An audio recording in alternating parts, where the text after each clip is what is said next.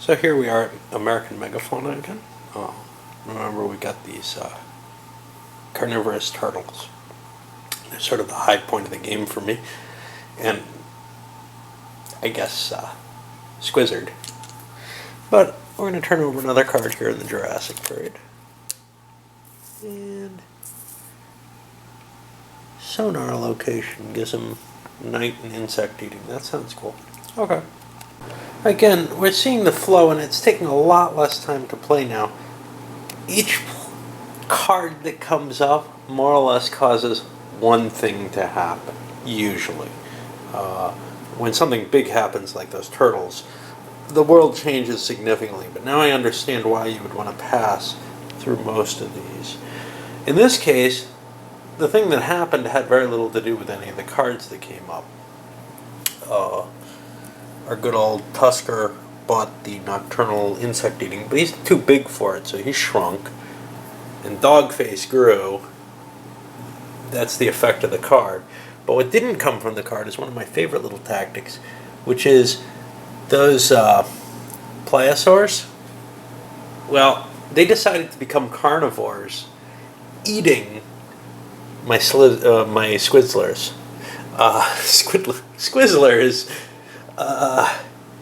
That's really cool. See, they have all the right DNA already to eat their parent creature, as it were. They're the right size. So now I've been able to spread out and grab a lot more territory than I'd have been able to grab otherwise.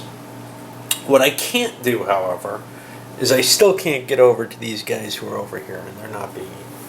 But it definitely increased the amount of critters I have on the board, which is essentially how you win, but you got to maintain it to the right point. Okay, let's pull another card, I guess. And this is Cecum Hindgut Digestion. Okay, but it gives browse and graze, which is a nice combination. Should be interesting to our two mammals at the very least, and they have a bonus to bid on it. We're running real low on genes, though. They've got 2, which isn't bad, and then our 2 dinosaurs are sitting with 3, or our 2 ex-crocodiles turned into birds and tortoises. But Dogface and the Squizzlers are out, and until more lands or something else happens, they're not going to get any. So the big breakout event came from the card this turn. The birds took the hindgut digestion, the BG, and got it for, I think, $1. It looks like. And they made their breakout. They left here, and now we see Tuskers going there. Ran up, grabbed this mountaintop, where browsing is the niche. And up here, where grazing is required and speed is the niche, driving some dog faces out. Things are looking pretty good for the birds at this point, from someone who was just stuck down here. This is bad for the turtles, because they don't eat birds. In fact, all they eat are Tuskers. So the less Tuskers there are, the less of them there are. We see the pliosaurs, if they hadn't already, have expanded and filled out. I think I already did that. And we go to another card. Oh, we got a land. Okay, so everybody's going to get some genes, but if anybody has 6 DNA, and I think this guy does, he gets 2 genes. And anyone else have 6? He has 3. He has 6. He gets 2 DNA. And he has 4. So 2 people got a bonus. Everyone else gets a single one. And now we have a land. Excuse me. This is an orogeny. And I don't know where it goes. I gotta figure out where it shows up. Okay, so the lowest climax orogeny zone, not erogenous, appears to be this one. Now, can it displace anywhere? There are no empty slots.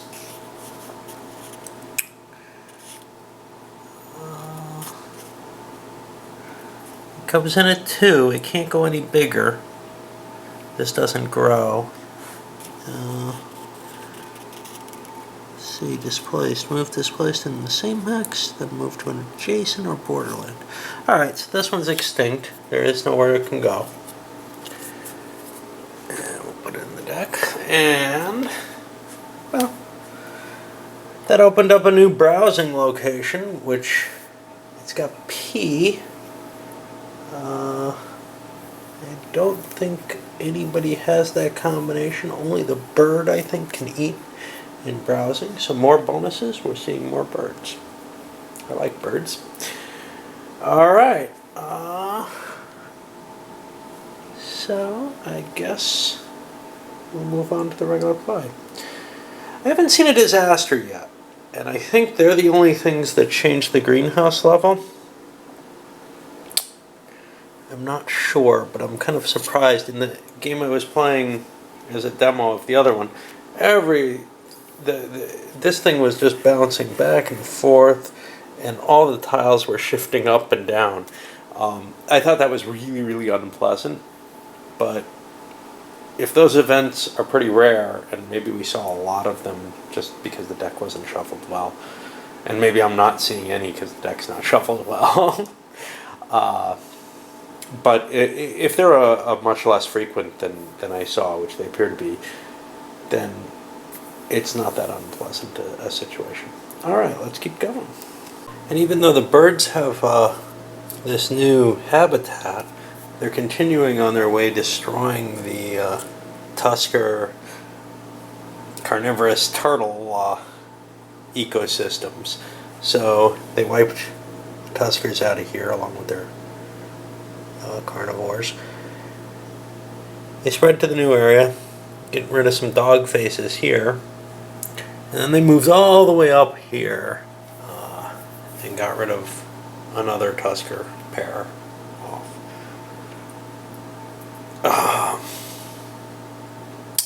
I wish that the Tuskers and the turtles were not such close color.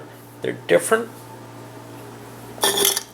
but most of these have kind of a tannish color, but that doesn't, and it's just a shame that the colors don't quite match. Granted, some of them are from the expansion. I just wish they'd come up with a slightly different color scheme because it's hard to tell. If these, for example, had all been printed in pink, that would have been very easy. Okay, that's the end of that turn, and now we're in the Cretaceous period. Let's see. Oops. Uh-oh. Well, we got something new to spawn, which means we get a Milankovitch on P, which is this. The lands become wetter, terrestrial biomes with a sun will shrink, and land blooms. If they're in their preferred latitude, they grow. Okay? So, neither of these have that. Neither of them are in tropical. They both say Panama. Here, I see a rain, I see a rain. Here, nothing. Here, nothing. I don't know what that tree is, but it ain't what we're looking at. I don't think there's sunny water. Oh, this is sunny. That just shrunk. The sand dunes are down to a 1. That leaves more room for this if it could grow. It cannot, but I don't know about this. this guy. That's a sun that just got smaller. That's bad for dog faces. This just got smaller, but it's jet stream, so it stays even.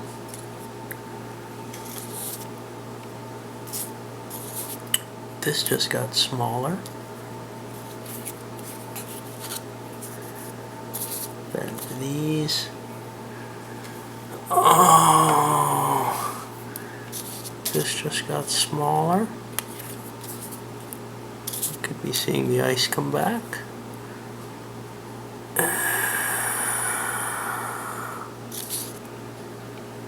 Yeah. Alright, so that's those. And some things are going to die off because the world got less habitable. But we got a new species to come in. See who gets it. Well, I left a few counters that shouldn't have been there around and had to clean them up. But at the end of the turn, well, good old Tusker bought this and reduced his size down to 5. Now, he had been playing with his size before, thinking about this, but got frightened off because Dogface can be bigger than him. Feels like he needs to... Dogface has to throw away some useful cards if he's going to get big, if he's going to get it bigger than a 5. And it feels like Tusker has to do some kind of advance. So he spent 3 points on this card for Marine Horses. He was looking at expanding into here, but I don't know how valuable that is. This is more of a long-term card, and it was probably way overpaid for it. What we do see, though, is the birds continuing to expand. They have their Panama area. They've grabbed this, they've grabbed this. They've expanded up into Greenland, and now they have both spaces there filled up. I think this is about the limit of what they can get without a change. Alright, one more card, I guess. Flukes. Ooh, lots of swimming ability. That should open things up and make them interesting. He may need this at just about any cost to prevent somebody from messing with him. Okay, so at the end of this one, the Tuskers take another hit, and with them the turtles. This time from Dogface. The reason is because the Tuskers dropped their size down. They want to be able to spawn another species, even if it's not a tremendous advantage. But now they've lost any Tusker existence down here in the south, and that's kind of painful. On the other hand, the dog faces have expanded a little bit. The birds, everything else is still pretty much the same. Alright, I'm going to zip this one and send it up.